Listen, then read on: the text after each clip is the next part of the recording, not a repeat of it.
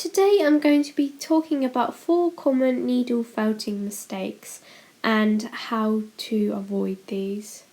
So these mistakes are relating mainly to the use of the felting needle itself. So as you can see here, this is just a felted dog which I'm in the middle of making, and I've got 2 felting needles here. So this one is quite bent, as you can see, and this is what we want to avoid. And you may be able to see this more clearly when I hold up a felting needle that is straight compared to the original one which has got the bend in it.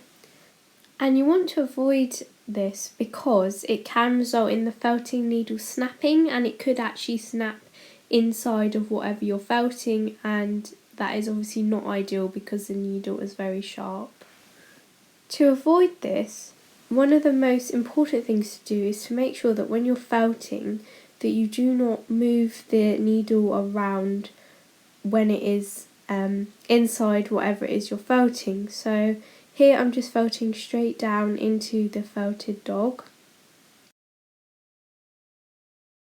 So you don't want to wobble the needle like I just did then. You want to keep it nice and straight as you're felting. So that is my first tip. So additionally, you want to make sure that when you're felting that you do not drag the needle across the felted animal at all. So otherwise this could make the needle more likely to snap or to just bend over time. So as you can see here, I'm felting on a felting mat. This is quite an old one now that I've got, but I do have a tutorial on how to make one of these if you would like to watch that, and I'll link that in the description box below. But when you're felting, if you didn't use a felting mat, one problem is that your needle would hit whatever the surface was below. So if you were felting on a table, then this could cause the needle to bend or snap. So another thing that is important to bear in mind is the fact that there are different types of felting needle, so you need to make sure that you're using the type specifically for what you are felting.